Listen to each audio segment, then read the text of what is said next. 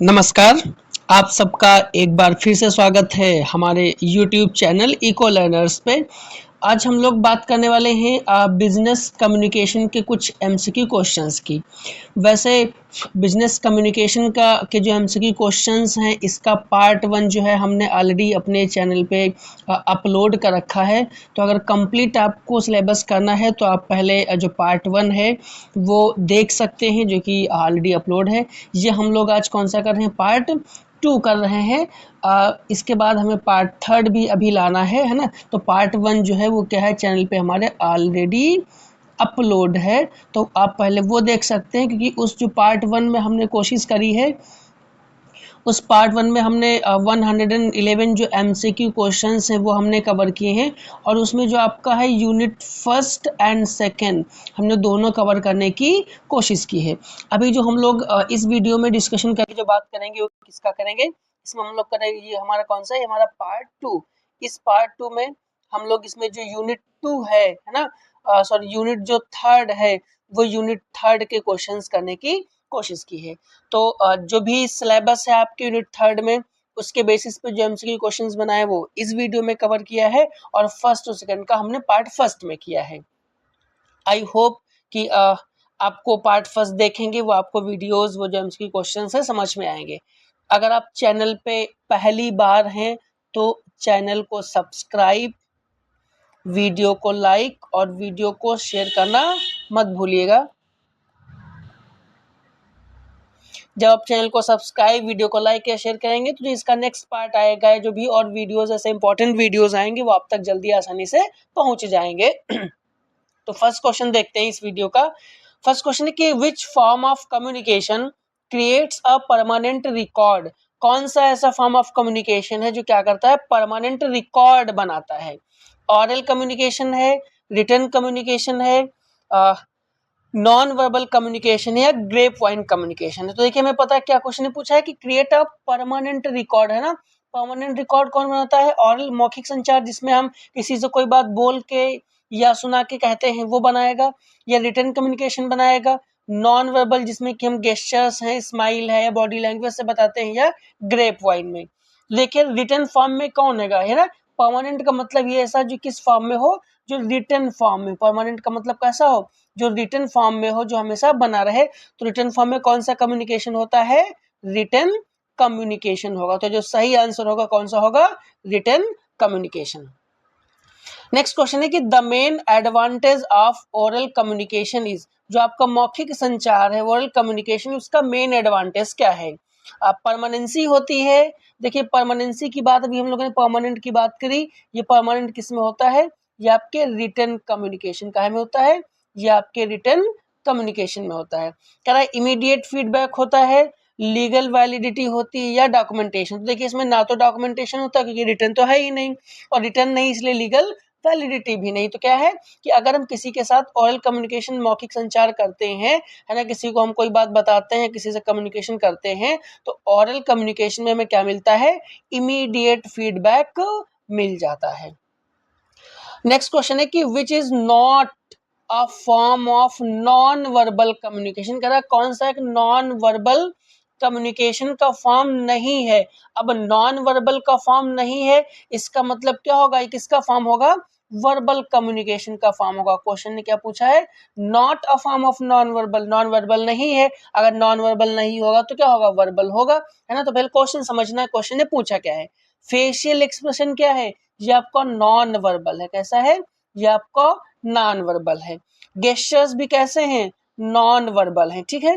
Memorandum जो है ये आपका वर्बल है, ये नॉन वर्बल नहीं होता, है ना। ये कैसा, ये आपका जो है ये वर्बल है। कैसा है, ये आपका वर्बल है, कौन, मेमोरेंडम, ठीक है। ये आपका कैसा है, वर्बल फॉर्म ऑफ कम्युनिकेशन है।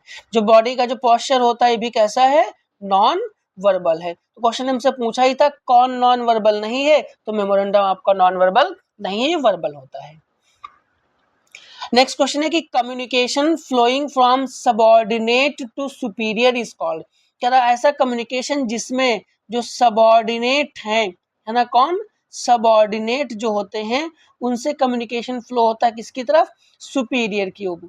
है ना। अब हमको ये तो पता ही कि सुपीरियर कहाँ होगा, यहाँ पे होंगे टॉप लेवल पे, और सबऑर्डिनेट कहाँ होंगे, नीचे, है ना। मतलब जो कम्युनिकेशन है वो कैसा है, वो बॉटम टू टॉप है। कैसा है, बॉटम टू टॉप है, या ऐसे कह सकते हैं इसको, ये अपवर्ड कम्युनिकेशन है। बॉटम टू टॉप का ये कैसा, अपवर्ड कम्युनिकेशन, है ना। तो कोई क्या पूछा है कि ये डाउनवर्ड कम्युनिकेशन है, हॉरिजॉन्टल कम्युनिकेशन है, अपवर्ड है, या डायगोनल, तो कैसा होगा, ये अपवर्ड कम्युनिकेशन होगा।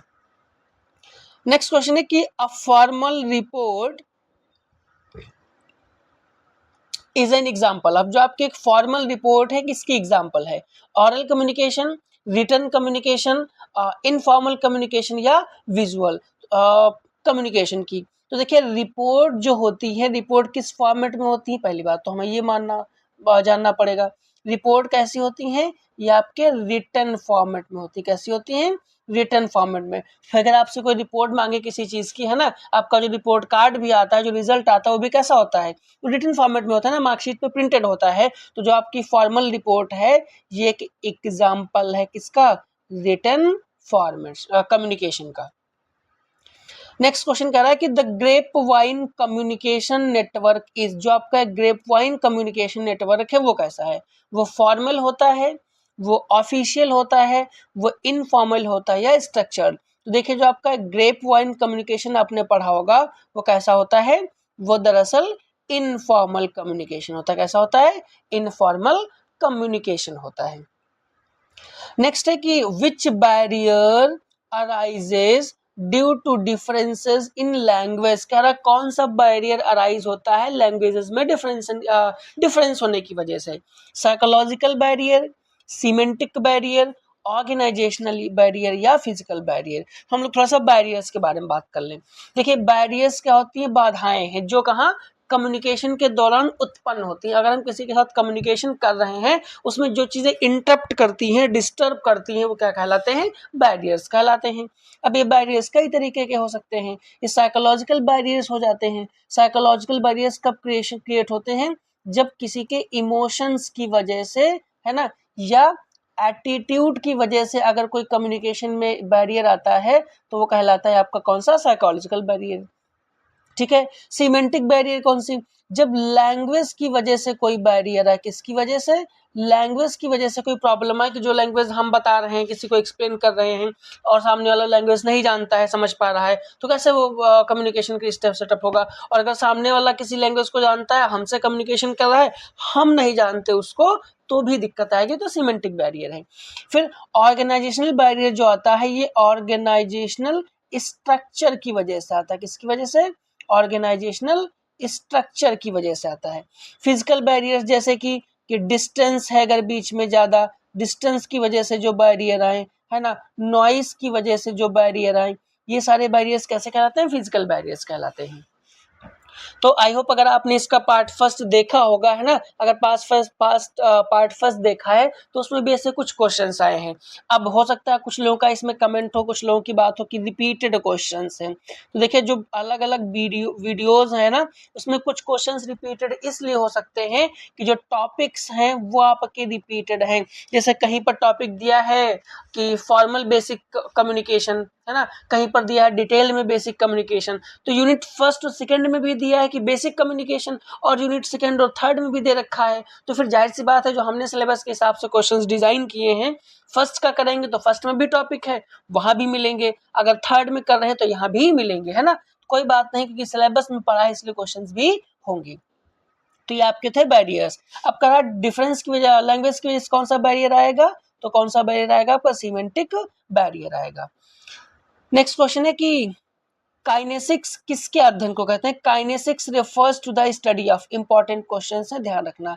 काइनेसिक्स किसकी स्टडी को कहा जाता है, वॉइस टोन के, टाइम यूजेस के, बॉडी लैंग्वेज के, या स्पेस डिस्टेंस को। तो देखिए जो काइनेसिक्स होती है, ये स्टडी होती है किसके, आपके बॉडी लैंग्वेज के, शरीर की भाषा की जो स्टडी होती है वो क्या कहलाती है, काइनेसिक्स कहलाती है। नेक्स्ट क्वेश्चन है कि communication between departments at the same level. देखिए एक डिपार्टमेंट में सेम लेवल पे जो कम्युनिकेशन होता है वो कौन सा कम्युनिकेशन होगा। देखिए सपोज ये एक डिपार्टमेंट है, ठीक है। अब इस डिपार्टमेंट में मान लिया कि ये 4 लोग हैं, ए बी सी और डी। अब ये चारों कैसे, इनका जो लेवल है वो कैसा है, सेम है। कैसा है, ये सेम लेवल के हैं।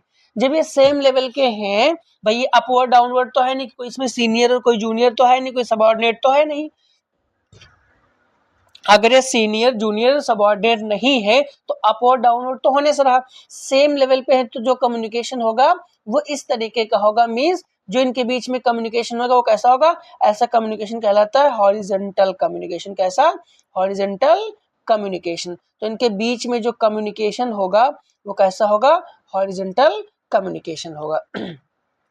नेक्स्ट क्वेश्चन है कि the process of converting ideas into symbols is, ideas को सिंबल में कन्वर्ट करने का जो प्रोसेस है वो क्या कहलाता है। देखिए अगर किसी के मन में मान लो कोई आइडिया आया है ना, इस आइडिया को अगर हम सिंबल में बदलेंगे तो आइडिया को हम क्या करें, एक सिंबल का फॉर्म दे रहे हैं। सिंबल का फॉर्म देने का मतलब उस आइडिया को हम क्या कर दे रहे हैं, उसके हम इन कोडिंग कर दे रहे हैं। क्या कर दे रहे हैं, इन कोडिंग कर दे रहे हैं। तो आइडियाज को सिंबल में बदलना क्या कहलाता है, इन कोडिंग। जब यही सिंबल किसी इंसान को रिसीव होंगे और वो मैसेज को जब समझेगा, कौन, जो रिसीवर होगा, वो अगर समझेगा तो कैसे समझेगा, वो अब इसको क्या करेगा, डिकोड करेगा, मतलब वो डिकोडिंग करके समझेगा।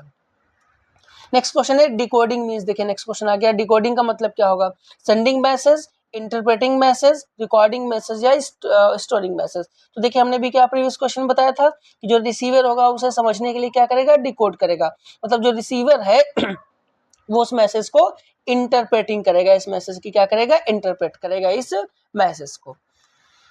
नेक्स्ट क्वेश्चन है कि which technology is commonly used for virtual meetings. आजकल वर्चुअल मीटिंग्स का बहुत दौर है ना, कि हम वर्चुअल मीटिंग्स कैसे करते हैं, जहां लोग आपस में फिजिकली ना मिल करके वर्चुअली मिलते हैं। तो वर्चुअली मीटिंग में किसका यूज करते हैं, फैक्स का, टेली प्रिंटर का, वीडियो कॉन्फ्रेंसिंग का या बुलेटिन का, है ना। तो वर्चुअल मीटिंग्स में हम लोग क्या करते हैं, वीडियो कॉन्फ्रेंसिंग का इस्तेमाल करते हैं। बहुत से सॉफ्टवेयर्स हैं, जैसे वो जूम के थ्रू मीटिंग करना हो गया, है ना, या फिर वो गूगल मीट के थ्रू हो गया। इन सब एप्लीकेशन और सॉफ्टवेयर के जरिए हम वीडियो कॉन्फ्रेंसिंग से वर्चुअल मीटिंग्स करते हैं।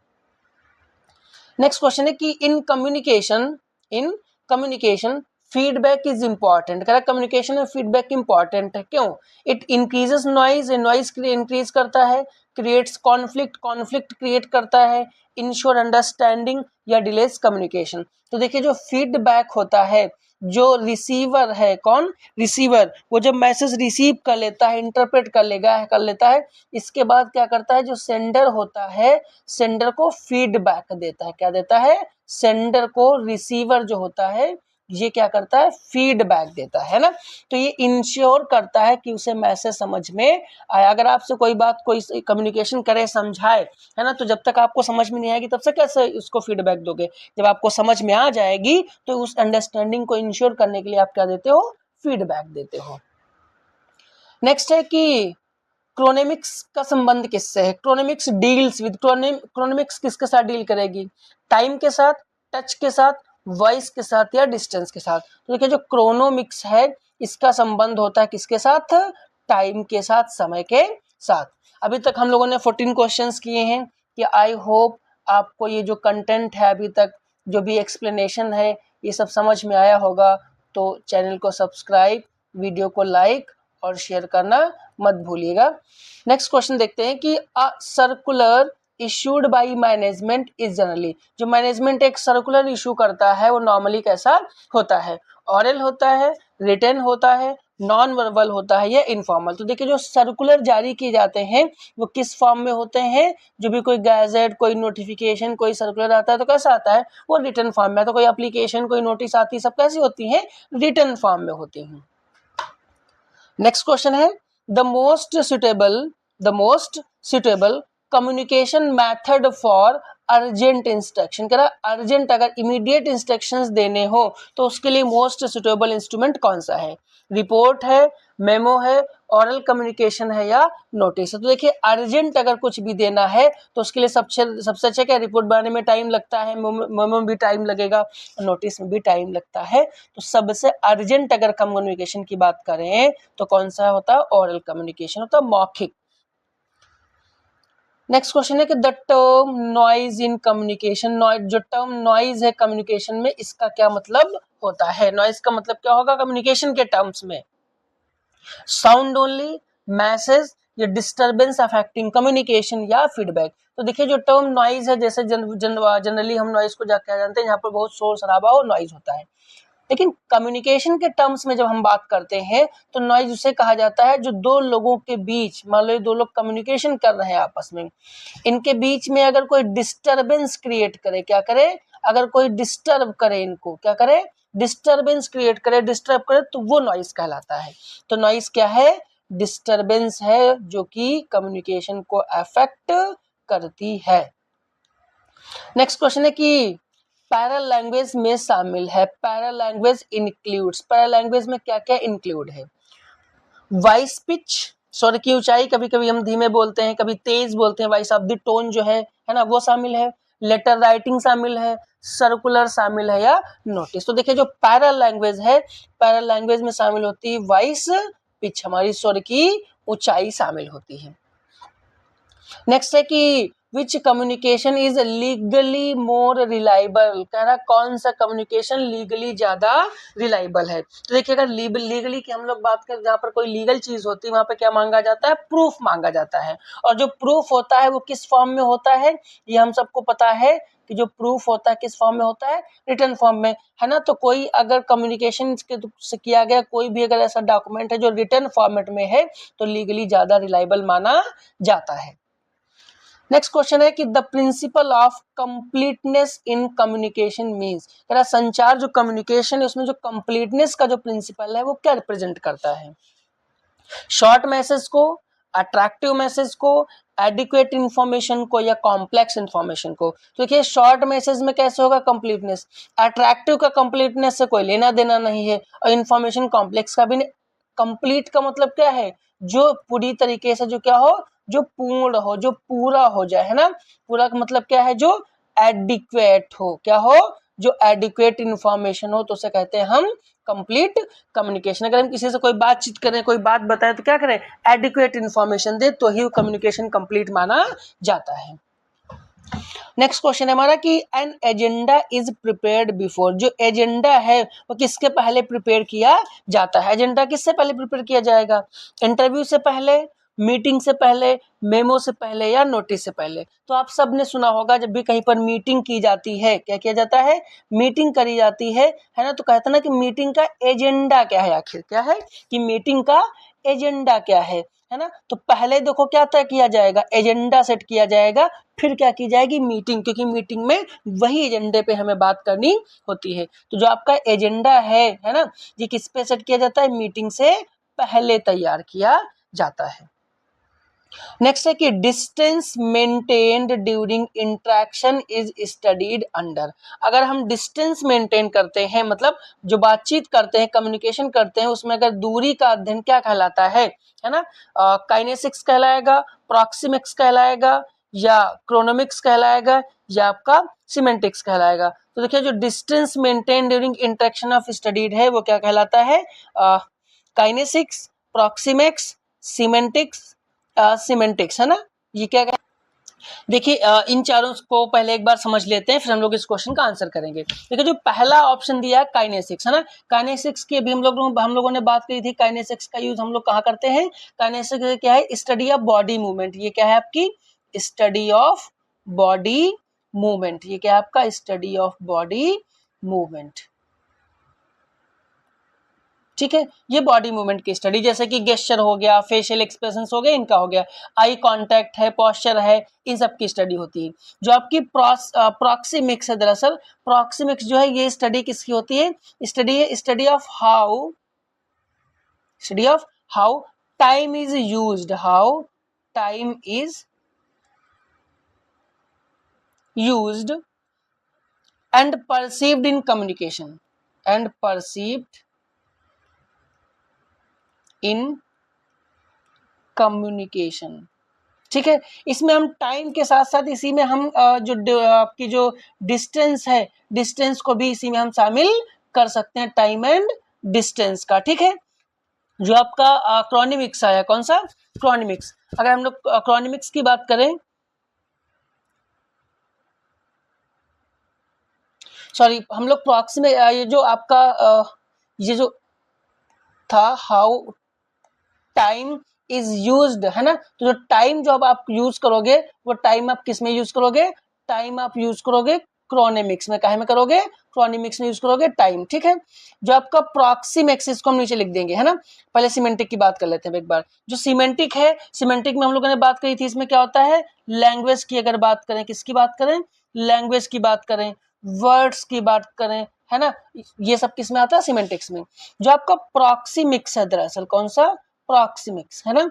इस प्रॉक्सिमिक्स में हम लोग बात करेंगे, काहे की, चूंकि हम सेपरेट कर दे रहे हैं। अगर प्रॉक्सिमिक्स नहीं होता तो क्रोनेमिक्स में हम ले जाते हैं डिस्टेंस को, लेकिन अगर प्रॉक्सिमिक्स है तो हम नहीं ले जाएंगे। क्या होगा, हाउ ह्यूमन बीइंग, इसके ये क्या है, how human being use space and distance, how human being use space and distance, किस तरीके से जो ह्यूमन बीइंग है स्पेस एंड डिस्टेंस का यूज करते हैं, काहे में, कम्युनिकेशन में। क्वेश्चन ने पूछा है डिस्टेंस मेंटेन, है ना, तो किसके आंसर सही होगा इसका, प्रॉक्सिमिक्स। हमने चारों इसलिए एक्सप्लेन कर दिए, आपसे क्वेश्चन किसी में से भी पूछ ले, है ना, और इंपॉर्टेंट है इसलिए पूछा जा सकता है। आप चारों ध्यान रखिएगा किसमें किसका यूज किया जाता है। नेक्स्ट क्वेश्चन कह रहा है कि which communication network is fastest, कह रहा है कौन सा कम्युनिकेशन नेटवर्क फास्टेस्ट है, चेन, व्हील, सर्किल या ऑरल डायरेक्ट कम्युनिकेशन। तो हम सबको पता है सबसे तेज कम्युनिकेशन नेटवर्क कौन सा है, हमारा ऑरल डायरेक्ट कम्युनिकेशन। एक दूसरे से कोई बात कहते चले जाओ, देखो कितनी तेजी से फैलती चली जाती है ना। हमने किसी से कोई बात कही, आपने किसी से कही, उसने किसी और से कही, मतलब जो ऑरल डायरेक्ट कम्युनिकेशन है इससे फास्ट कुछ भी नहीं, तुरंत बातें फैलती चली जाती है। तो जो फास्टेस्ट है वो कौन सा है, oral direct communication. Next question है कि the sender receiver model was primarily developed to explain. जो आपका सेंडर रिसीवर मॉडल है ना, जो हम लोग बात करते हैं कम्युनिकेशन को किस तरीके से, ये सेंडर होता है, बीच में चैनल होता है, फिर लास्ट में कौन होता है, रिसीवर होता है जो मैसेज को रिसीव करता है। तो कहा गया कि ये चैनल जो है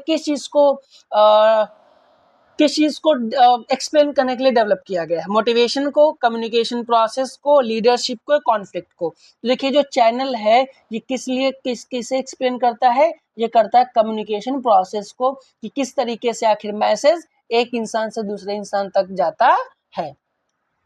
नेक्स्ट क्वेश्चन नंबर 25 है कि email is primarily a form of, email किसका फॉर्म है, तो हम सबको पता है कि ईमेल कैसा फॉर्म होता है ना, रिटन इलेक्ट्रॉनिक कम्युनिकेशन है, ऑरल कम्युनिकेशन है, नॉन वर्बल कम्युनिकेशन है या विजुअल। तो देखिए ईमेल क्या होता है, इलेक्ट्रॉनिक ट्रांसफर मेल होता है ना, और कैसा है, रिटन फॉर्म में होगा, तो ईमेल क्या होगा, रिटन इलेक्ट्रॉनिक कम्युनिकेशन। ईमेल क्या होगा, रिटन इलेक्ट्रॉनिक कम्युनिकेशन।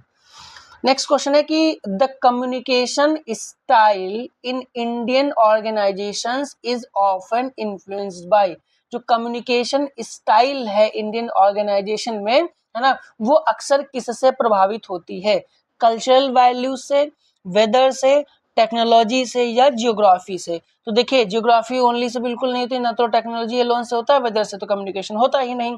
किससे होता है, कल्चरल वैल्यू से इफेक्ट होता है।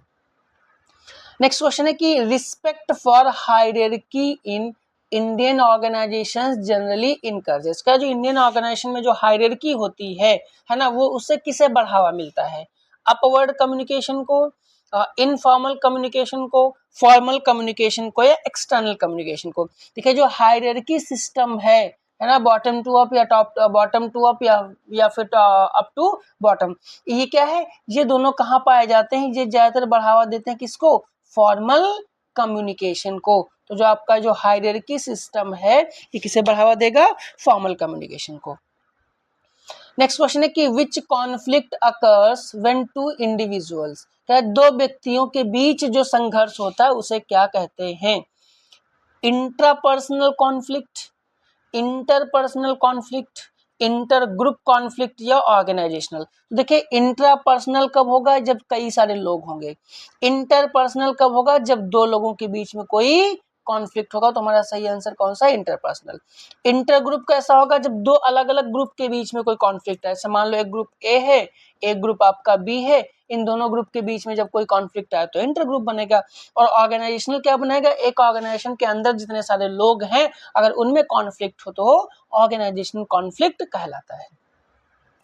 नेक्स्ट क्वेश्चन है कि conflict within an individual is known as. कह रहा है एक इंडिविजुअल के अंदर जो कॉन्फ्लिक्ट है वो कैसा कॉन्फ्लिक्ट कहलाता है ना?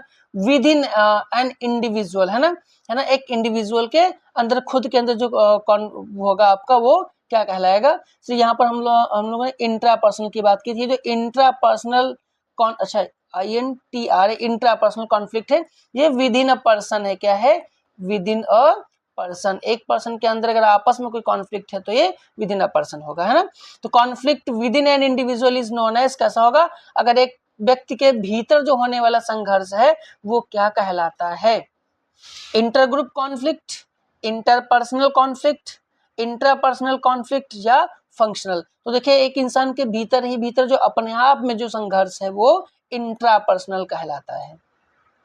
नेक्स्ट क्वेश्चन है कि functional conflict is one that. जो फंक्शनल फाइनेंस कॉन्फ्लिक्ट है वो क्या है?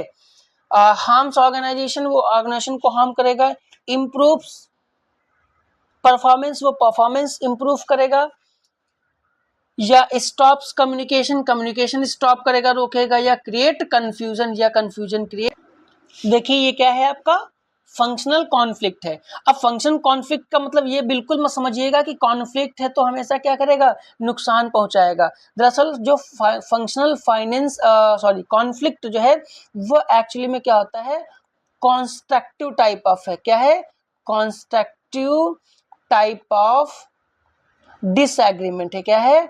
कॉन्स्ट्रक्टिव टाइप ऑफ डिसएग्रीमेंट, है ना? कैसा? कॉन्स्ट्रक्टिव टाइप ऑफ डिसएग्रीमेंट है, जो कि सर्व करता है काहे के लिए? For the improvement of group, improvement of the group performance. क्या करता है? ग्रुप परफॉर्मेंस के इम्प्रूवमेंट के लिए काम करता है। ठीक है, तो ये क्या करता है? जो फंक्शनल फाइनेंस इम्प्रूव परफॉर्मेंस करेगा। ये बिल्कुल मत ध्यान रखिएगा कि कॉन्फ्लिक्ट है तो नुकसान ही पहुंचाएगा, है ना? ये कैसा? कंस्ट्रक्टिव नेचर का डिसएग्रीमेंट होता है। क्लियर? नेक्स्ट क्वेश्चन देखते हैं, the win win approach in conflict management. क्या जो कॉन्फ्लिक्ट मैनेजमेंट में जो विन विन अप्रोच है वो क्या कहलाता है? अवॉइडेंस कहलाता है, कंपटीशन कहलाता है, कोलैबोरेशन कहलाता है, या विड्रॉल कहलाता है? तो देखिए विन विन का मतलब किसी की कोई हार नहीं हुई, सब जीत गए। सब जीत गए कहाँ जाएंगे? जब आपस में जिनके बीच कॉन्फ्लिक्ट होगा वो क्या कर लेंगे? कोलैब कर लेंगे, कोलैबोरेशन कर लेंगे।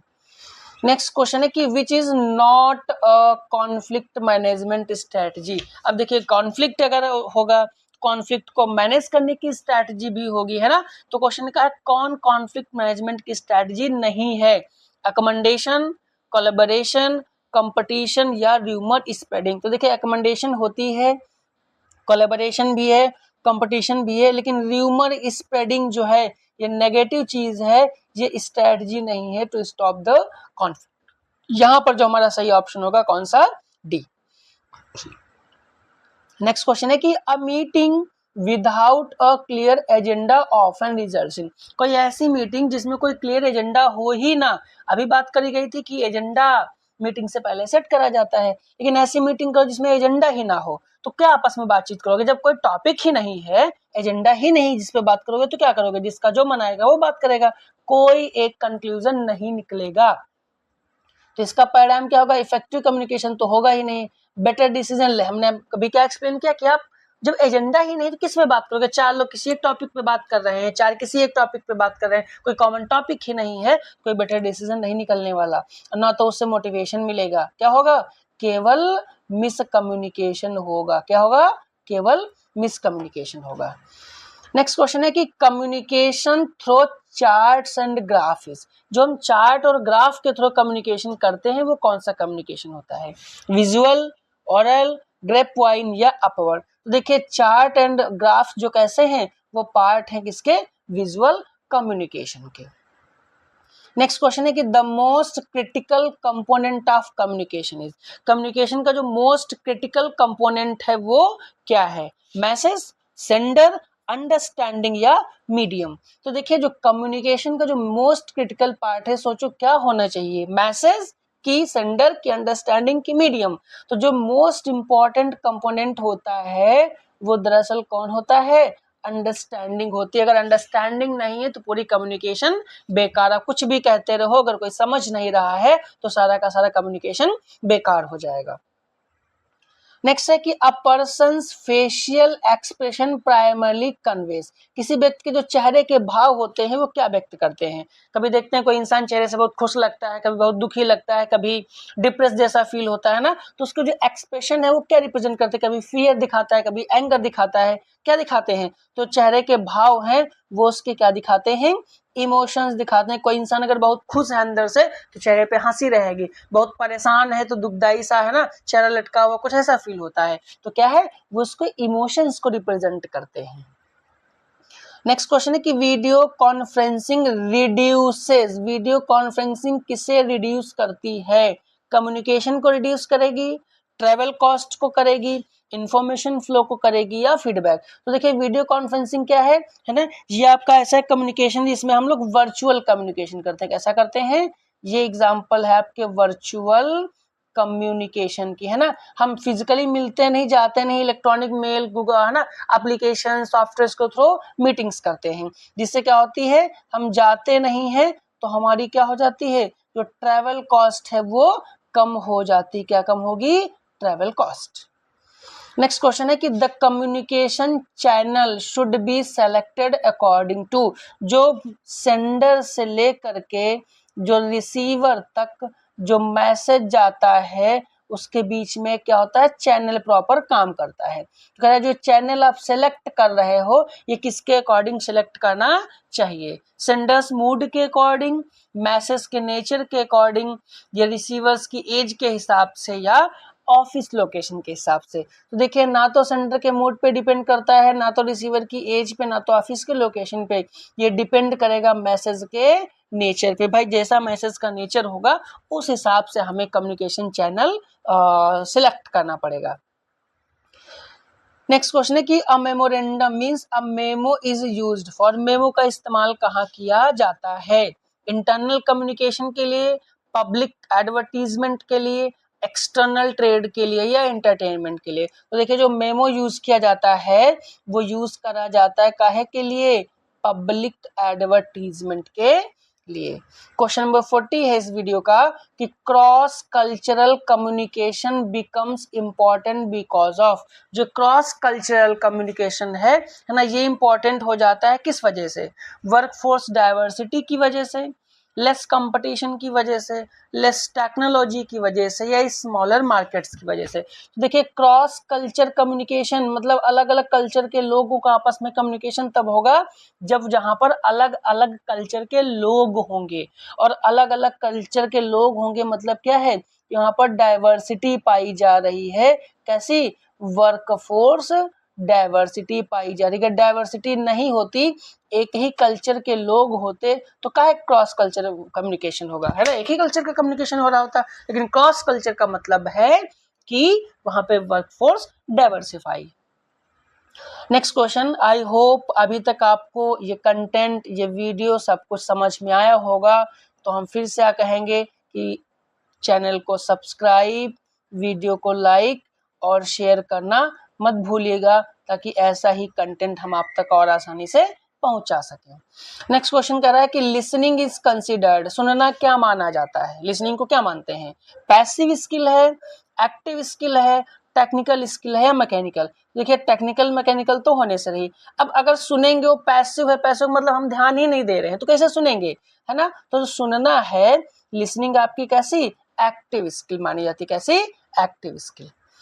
नेक्स्ट क्वेश्चन है कि the success of oral communication largely depends on, जो ओरल कम्युनिकेशन है उसका सक्सेस लार्जली किस पे डिपेंड करता है, लिसनिंग एबिलिटी पे, हैंड राइटिंग पे, प्रिंटिंग क्वालिटी पे, या डॉक्यूमेंटेशन। तो ये ऑरल कम्युनिकेशन है, जाहिर सी बात है ऑरल होगा तो मौखिक होगा, और मौखिक होगा जहां लोग बोल के बता रहे होंगे, तो किस पे डिपेंड करेगा, आपकी लिसनिंग एबिलिटी पे। आपको एक्टिव लिसनर बनना पड़ेगा, क्या बनना पड़ेगा, एक्टिव लिसनर बनना पड़ेगा, तभी आपको चीजें समझ आएंगी। नेक्स्ट क्वेश्चन है कि which is an example of downward communication, कह रहा है कौन सा एग्जाम्पल है डाउनवर्ड कम्युनिकेशन में। अब डाउनवर्ड कम्युनिकेशन का मतलब कहाँ से कहाँ कम्युनिकेशन हो रहा होगा, टॉप टू बॉटम हो रहा होगा, है ना। टॉप टू बॉटम का मतलब ऊपर कौन होगा, ऊपर मैनेजर्स होंगे, है ना। ऊपर मैनेजर्स होंगे तो नीचे कौन होगा, एम्प्लॉय होंगे, है ना, या सबऑर्डिनेट्स होंगे, ठीक है। तो कह रहा एम्प्लॉय सजेशन, एम्प्लॉय का सजेशन तो नहीं हो सकता, कह रहा मैनेजर्स इंस्ट्रक्शन, मैनेजर इंस्ट्रक्शन किसको देगा, अपने एम्प्लॉइज को या अपने सबऑर्डिनेट्स को, है ना। तो जो मैनेजर का जो इंस्ट्रक्शन होगा वो आपका एग्जाम्पल होगा किसका, डाउनवर्ड कम्युनिकेशन का। जो पीयर डिस्कशन है वो नहीं होता, ना तो यूनियन मीटिंग होती। नेक्स्ट क्वेश्चन है कि the use of touch as communication is called, है ना, जो स्पर्श के माध्यम से, टच के माध्यम से जो कम्युनिकेशन किया जाता है वो क्या कहलाता है, हैप्टिक्स, प्रॉक्सिमिक्स, काइनेसिक्स या क्रोनेमिक्स। देखिए अभी इन तीनों की बात हम लोगों ने एक वीडियो में प्रॉपर पीछे करी है, डिटेल में देखिएगा, ये इंपॉर्टेंट है, इसमें से कुछ भी पूछा जा सकता है। तो देखिए जो आपका टच है ना, use of touch as a communication, है ना, इसे क्या कहा जाता है, इसे कहा जाता है हैप्टिक्स, क्या कहा जाता है, हैप्टिक्स कहा जाता है, ठीक है।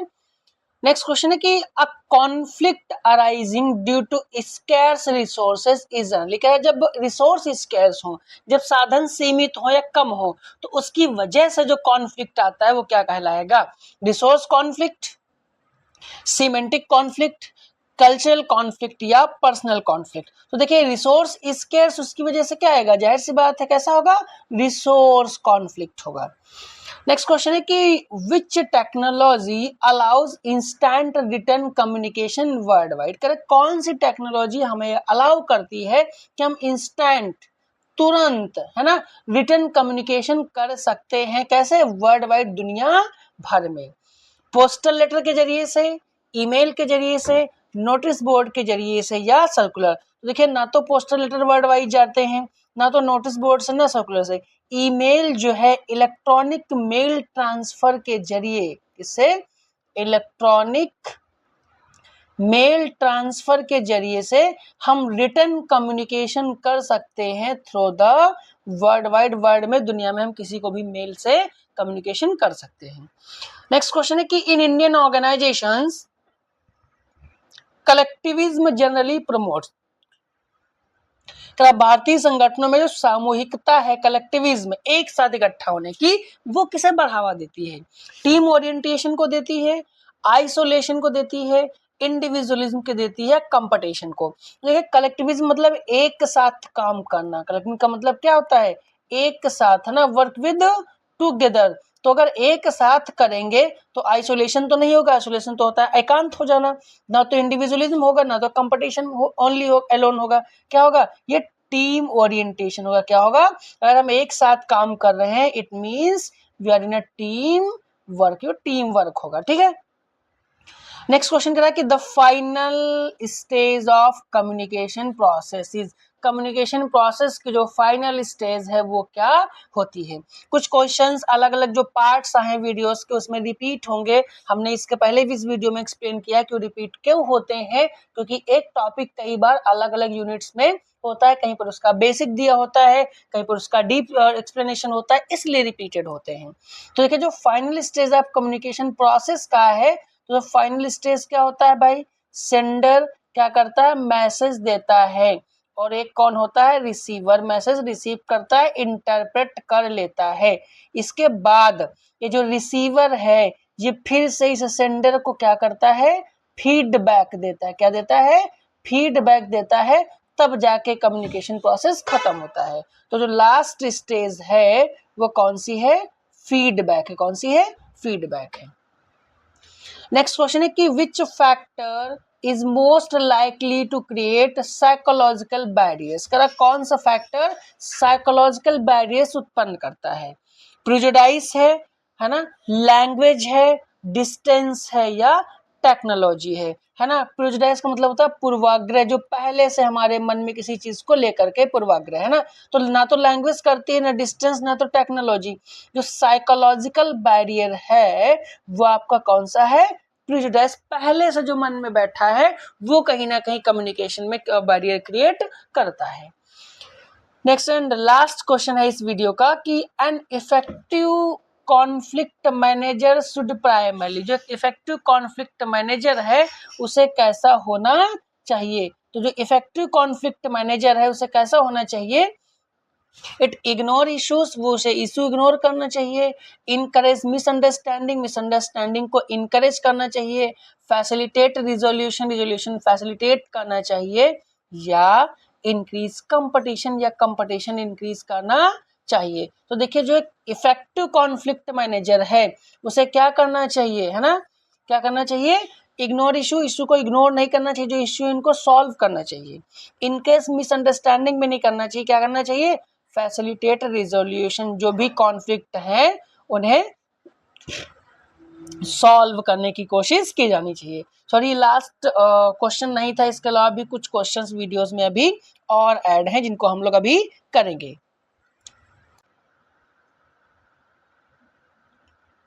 नेक्स्ट क्वेश्चन है कि which of the following is a characteristics of effective communication. जो इफेक्टिव कम्युनिकेशन है, प्रभावी संचार है, उसकी कौन सी विशेषता है, एम्बिग्यूटी होनी चाहिए, अस्पष्टता। भाई अगर इफेक्टिव कम्युनिकेशन है होगा तो अस्पष्टता थोड़ी ना होगी, स्पष्टता होगी, कंप्लीटनेस होगी, क्या होगी इसमें, कंप्लीटनेस होनी चाहिए, ठीक है, कॉम्प्लेक्सिटी भी नहीं चाहिए, डिले भी नहीं चाहिए, क्या होना चाहिए, कंप्लीटनेस होनी चाहिए। इसके पहले भी वीडियोस में क्वेश्चंस इस तरीके के बताए गए हैं। नेक्स्ट है कि the communication process begins with, है ना, देखिए अभी यह था कम्युनिकेशन प्रोसेस एंड कहाँ पर होती है, तो याद रखिएगा एंड कहाँ पर होती है, ये फीडबैक पे एंड होती है, कहाँ पर एंड होगी, फीडबैक पे एंड होगी, है ना। और कम्युनिकेशन प्रोसेस बिगिन स्टार्ट कहाँ से होगी, है ना, स्टार्ट के लिए भी आपको बता दें, एक क्वेश्चन कहीं ना कहीं किया जा चुका है इसी प्रीवियस वीडियोस में, स्टार्ट कहाँ से होती है, जहां से मन में आइडिया आता है, क्या आता है, आइडिया आता है, वहां से स्टार्ट होती है। तो फीडबैक क्या है, ये आपका इंड है, कैसा है, इंड है। मैसेज ट्रांसमिशन में नहीं, है ना, प्रोसेस बिगिंस पूछा है, आइडिया जनरेशन, जहां से आइडिया जनरेशन हो या जहां से आइडिया होता है वहां से क्या होता है, स्टार्ट होता है। फिर उस आइडिया के मैसेज को हम क्या करते हैं, सेकेंड स्टेज क्या है, इनकोड करते हैं, है ना, इसके बाद किसी न किसी चैनल के माध्यम से पहुंचाते हैं। नेक्स्ट क्वेश्चन है कि which type of communication is most suitable for maintaining secrecy, कह सीक्रेसी मेंटेन करने के लिए कौन सा कम्युनिकेशन सबसे उपयुक्त है जिसमें सीक्रेसी बनी रहे। पब्लिक नोटिस तो पब्लिक होती है, उसमें कोई सीक्रेसी नहीं होती। जो अनौपचारिक ग्रेपवाइन कम्युनिकेशन है इसमें भी सीक्रेसी नहीं होती, ना तो सर्कुलर में होती, भाई हर कोई पढ़ेगा उसको। सीक्रेसी कहाँ होगी, जब हम दो पर दो मतलब फेस टू फेस कम्युनिकेशन करेंगे। आप अगर किसी इंसान को सामने से बात बताओगे एक ही इंसान को तो सीक्रेसी बनी रहेगी, लेकिन अगर सर्कुलर दोगे, नोटिस दोगे, तब तो सब जान जाएंगे, सीक्रेसी थोड़ी रह जाएगी। नेक्स्ट है कि a notice is generally displayed to, notice generally किसके लिए प्रदर्शित की जाती है, वन पर्सन, एक पर्सन के लिए, सिलेक्टेड एम्प्लॉय के लिए, लार्ज ग्रुप के लिए, या कस्टमर्स के लिए। तो हम सबको पता है नोटिस किसके लिए दी जाती है, एक बड़े समूह को दिखाने के, लार्ज ग्रुप के लिए नोटिस दी जाती है। नेक्स्ट है कि the 7 C's of communication do not include, जो 7 C's हैं आपके कम्युनिकेशन के उसमें क्या शामिल नहीं है।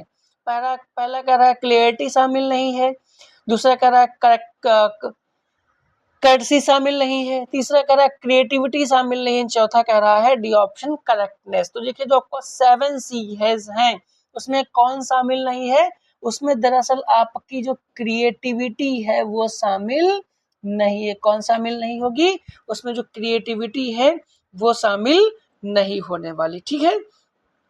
वैसे 7 C's से जुड़े हुए क्वेश्चन जो पार्ट फर्स्ट हमने किया है उसमें भी कई सारे क्वेश्चन हमने करे हैं 7 C's से, है ना, तो हमें ध्यान रखना है। वैसे एक बार देख लेते हैं डिटेल में कि जो आपके 7 C's हैं इसमें कौन कौन शामिल है ना। तो 7 C's में कौन कौन शामिल है, तो देखिए पहला एक सी में कौन कौन आपका शामिल है, एक तो शामिल है क्लियरिटी, कौन शामिल है, क्लियरिटी आपका एक शामिल है, स्पष्टता, है ना। दूसरा जो है शामिल है कंसाइजनेस, तीसरा है आपकी कंसर्टनेस, कंक्रिएटनेस, ठीक है, कंक्रीटनेस के बाद है करेक्टनेस, करेक्टनेस के बाद है कोहेरेंस, करेक्टनेस और कोहेरेंस कितने हो गए, 1 2 3 4 5, 1 2 3 4 5। इसके बाद जो 6 नंबर है 7 C's में, वो आपका 6 है कंप्लीटनेस। क्या है, कंप्लीटनेस। कंप्लीटनेस के बाद जो 7 C है वो है आपकी कर्टसी। तो ये आपके 7 C's है ना, याद रखिएगा। इसमें से हो सकता है कोई भी पूछ ले कि कौन सा है या पूछ ले कौन सा नहीं है, तो इंपॉर्टेंट है। कौन सा नहीं, क्रिएटिविटी इसमें शामिल नहीं है। नेक्स्ट क्वेश्चन है कि communication between a manager and worker. देखिए एक मैनेजर और एक वर्कर के बीच में जो कम्युनिकेशन होगा, है ना, वो कैसा होना चाहिए। जो मैनेजर और वर्कर, भाई मैनेजर कहाँ होगा, मैनेजर कहीं ऊपर होगा, टॉप लेवल पे होगा, और जो वर्कर होगा वो कहीं नीचे होगा। तो भाई जो मैनेजर और वर्कर में होगा वो कैसा कम्युनिकेशन है, एक तो टॉप टू बॉटम कम्युनिकेशन है। कैसा, टॉप टू बॉटम कम्युनिकेशन है। और इसी को हम कहते हैं क्या, वर्टिकल कम्युनिकेशन भी हम इसी को कहते हैं। तो वर्टिकल होगा, हॉरिजॉन्टल होगा, एक्सटर्नल होगा या इनफॉर्मल होगा। तो कौन सा ऑप्शन सही होगा, या आपका होगा कौन सा, वर्टिकल कम्युनिकेशन। नेक्स्ट क्वेश्चन है कि which non verbal cue is often considered the most trustworthy. कौन सा एक जो अमौखिक जो संकेत है वो सबसे ज्यादा ट्रस्टवर्दी माना जाता है। अमौखिक कहा गया जो नॉन वर्बल है ना, जिसमें बोल के ना बताया जाए। Dress, eye contact, office layout या लेटर हेड। तो देखिए जो नॉन वर्बल है वो कौन सा है, आई कॉन्टैक्ट। नेक्स्ट क्वेश्चन है कि the major disadvantage of written communication. Written communication का एक मेजर डिसएडवांटेज क्या है, lack of record, time consuming, no accuracy, no reliability. देखिए लैक ऑफ रिकॉर्ड तो होता नहीं, रिटर्न में रिकॉर्ड तो होता ही होता है, टाइम कंज्यूमिंग होता है, नो एक्यूरेसी होती है, और रिलायबिलिटी भी होती है। डिसएडवांटेज का नुकसान क्या है कि रिटर्न कम्युनिकेशन बहुत क्या होता है, टाइम कंज्यूमिंग होता है। नेक्स्ट क्वेश्चन है कि which of the following is an example of external communication. निम्न में से कौन सा एक्सटर्नल कम्युनिकेशन का एग्जांपल है। एक्सटर्नल का मतलब है जो अपने ऑर्गेनाइजेशन से बाहर के लोगों से करा जाए। मेमो तो इंटरनल होता है, मेमो कैसा है, इंटरनल है। डिपार्टमेंटल मीटिंग भी कैसे, ये इंटरनल है, डिपार्टमेंट के लोग शामिल होंगे। इंटरनल सर्कुलर, इसका नाम ही इंटरनल है। लेकिन बिजनेस लेटर टू कस्टमर, जो कस्टमर है वो आउटसाइड दी ऑर्गेनाइजेशन है, तो ये होगा आपका एक्सटर्नल। ठीक है। नेक्स्ट क्वेश्चन है कि द टर्म सिमेंटिक्स, जो टर्म सिमेंटिक्स है कम्युनिकेशन में, किससे रिलेट है। अभी हम लोगों ने बात करी, इसको एक्सप्लेन करने की जरूरत नहीं है। जो सिमेंटिक है वो मीनिंग ऑफ वर्ड से है, बॉडी लैंग्वेज से है, टाइम मैनेजमेंट से है, या स्पेसिफिक से है, या आपके मीनिंग ऑफ वर्ड से है। अभी जहां पे हम लोगों ने सिमेंटिक और क्राइनेसिक्स डिस्कस किया था वहां पे बताया था। नेक्स्ट क्वेश्चन है कि an employee with holding information from a superior is an example of, है ना, कर्मचारी द्वारा अधिकारी से सूचना छिपाना, सूचना क्या किया हो, छिपा लिया हो, वो किसका एग्जांपल है, फिल्टरिंग का, इनकोडिंग का, फीडबैक का, डिकोडिंग का। अगर छिपा ली इसका मतलब आपने इंफॉर्मेशन को क्या कर दिया, फिल्टर कर दिया, छनन कर दिया। नेक्स्ट क्वेश्चन है कि which communication medium is most suitable for detailed technical information. Detailed technical information के लिए, ज्यादा इंफॉर्मेशन के लिए कौन सा कम्युनिकेशन अच्छा है, telephonic, oral discussion, written report या गेस्चर। तो देखिए डिटेल्ड के लिए, वो भी कौन सा, टेक्निकल इंफॉर्मेशन के लिए कौन सा कम्युनिकेशन होगा, रिटर्न रिपोर्ट ज्यादा इंपॉर्टेंट होगी। ठीक है। नेक्स्ट है आई स्माइल जनरली इंडिकेट। जो स्माइल है जनरली किसे इंडिकेट करती है, हॉस्टिलिटी की को, ओपननेस एंड फ्रेंडनेस को, एंगर को या फेयर को। देखिए एंगर और फेयर में कोई स्माइल थोड़ी करेगा, ना तो अपने मित्र के शत्रु के साथ करेगा। कहाँ, ये संकेत देती है ओपननेस एंड फ्रेंडलिनेस को, खुलापन एवं मित्रता को। नेक्स्ट क्वेश्चन है कि द कम्युनिकेशन, कौन सा, the communication network where information passes through one person at a time. ऐसा संचार नेटवर्क जिसमें सूचना एक एक व्यक्ति के माध्यम से आगे बढ़ती है, उसे कहते हैं, मतलब ए से इंफॉर्मेशन बी पे आई, बी से इंफॉर्मेशन सी पे आई, सी से डी पर आई, एक एक इंसान पे बढ़ती है, उसे क्या कहते हैं, wheel network, chain network, star network या सर्कुलर, तो ऐसे सिस्टम को हम लोग क्या कहते हैं, चेन नेटवर्क कहते हैं। किसे कहते हैं, चेन नेटवर्क कहते हैं। नेक्स्ट क्वेश्चन है कि which technology has significantly reduced communication delays in organisation, कौन सी तकनीक की जो कम्युनिकेशन में संचार, जो कम्युनिकेशन में जो डिले होता है उससे कम किया जा सकता है। पोस्टल सर्विसेज से, ईमेल एंड इंटरनेट से, नोटिस बोर्ड से और प्रिंटर सर्कुलर से। देखिए जो टाइम को डिले किससे किया जा सकता है, ईमेल एंड इंटरनेट से टाइम बहुत ही कम लगता है।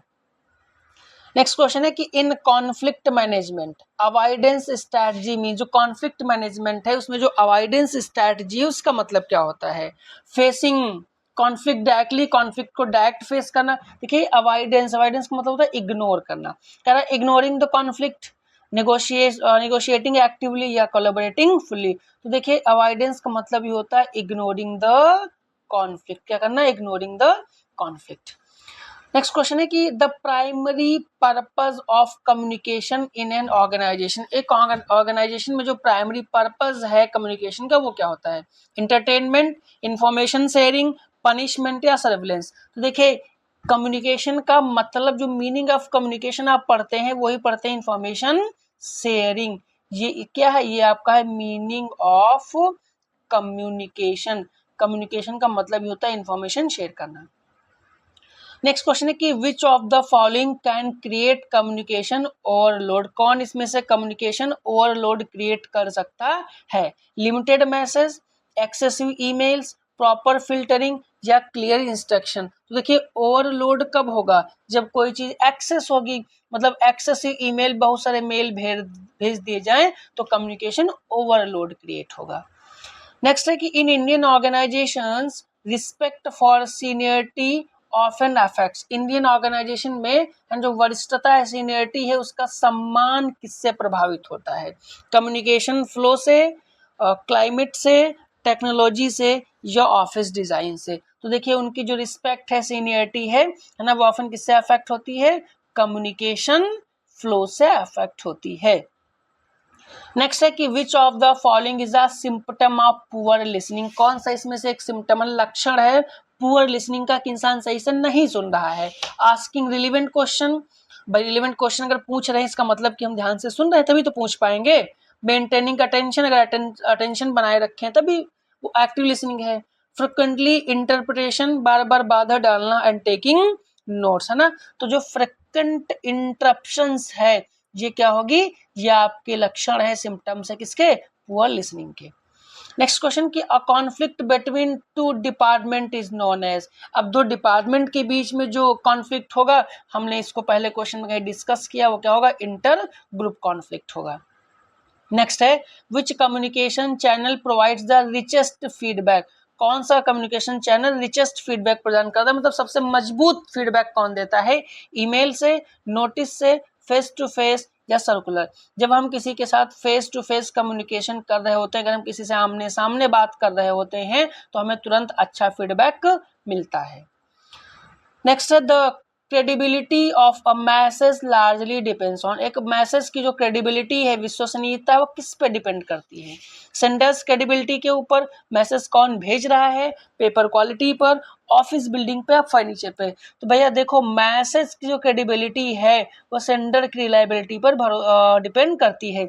आप के पास जो मैसेज आया है वो कितना भरोसे के लायक है, डिपेंड करता है कि वो मैसेज आपको किसने दिया है। अगर वो क्रेडिबल पर्सन है, अच्छा इंसान है ना, तो जो मैसेज आप रिसीव करोगे उसकी क्रेडिबिलिटी होगी। नेक्स्ट क्वेश्चन है कि negotiation is primarily used in conflict management to, conflict management में नेगोशिएशन जो यूज किया जाता है उसका मुख्य उद्देश्य क्या होता है, इंक्रीज डिफरेंस, डिफरेंस बढ़ाना बिल्कुल नहीं होता, reach mutual agreement, delay decision या अवॉइड कम्युनिकेशन। नेगोशिएशन का मतलब ही है कि दोनों पार्टीज जिनके बीच में कॉन्फ्लिक्ट है वो आपस में म्यूचुअल एग्रीमेंट कर लें और कॉन्फ्लिक्ट खत्म करें। नेक्स्ट एंड लास्ट क्वेश्चन है फाइनली इस वीडियो का कि which statement is correct regarding business communication, business communication के रिगार्डिंग कौन सा स्टेटमेंट सही है।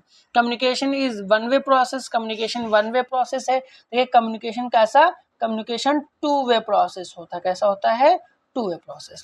कह रहा फीडबैक इज अननेसेसरी, देखिए नहीं फीडबैक भी जरूरी होता है, क्योंकि फीडबैक ये बताता है कि मैसेज अंडरस्टैंडिंग हुई कि नहीं, समझ आया कि नहीं। कह रहा effective communication improve organisational performance, हाँ ये हो सकता है। नेक्स्ट देखें कि non verbal communication has no importance, नहीं नॉन वर्बल की भी इंपॉर्टेंस होती है। सही ऑप्शन कौन सा है कि communication, effective communication improves organisational performance. जो अच्छा इफेक्टिव कम्युनिकेशन होगा वो उस ऑर्गेनाइजेशन की परफॉर्मेंस को इंक्रीज करेगा। तो हम लोगों ने इस जो पार्ट सेकंड है इसमें 75 वीडियोस फाइनली कर लिए। अगर जो भी आपने सारा कंटेंट पढ़ा होगा, है ना, देखिए कंटेंट जो भी है, जो क्वेश्चंस हैं, ये आपके सिलेबस को ध्यान में देखते हुए हमने कवर करने की कोशिश की है। इस पार्ट सेकंड में हमने कौन सा लिया है, आपकी यूनिट थर्ड कवर करी है, क्योंकि पार्ट फर्स्ट में हमने 2 यूनिटें कवर कर ली थी। पार्ट फर्स्ट में हमने कौन कौन सी, unit first and second cover की, ठीक है। अभी इसका हम पार्ट थर्ड भी लेके आएंगे। इस पार्ट थर्ड में हम लोग करने वाले हैं कौन सी, यूनिट 4। तो अगर आपको पार्ट 4 का वीडियो चाहिए, है ना, आप तक जल्दी इंफॉर्मेशन पहुंचे, तो इसके लिए आपको कंटेंट समझ में आया हो, क्वेश्चन समझ में आए हो, वीडियो को लाइक, चैनल को सब्सक्राइब और शेयर करना मत भूलिएगा, तब जाके आपका क्वेश्चन आसानी से पहुंच सके। देखिए कंटेंट कोई गारंटी नहीं है कि यही क्वेश्चंस आएंगे, लेकिन जो सिलेबस कवर किया गया है कि क्वेश्चन सिलेबस में से आएंगे, तो आपको इसी में से कहीं ना कहीं मिलेंगे। फ्रेमिंग एमसीक्यू क्वेश्चंस में कई बार चेंज होती है, हमने इसके पहले भी वीडियोस में बताया है। तो फाइनली फिर से चैनल को सब्सक्राइब करना मत भूलिएगा। Thank you.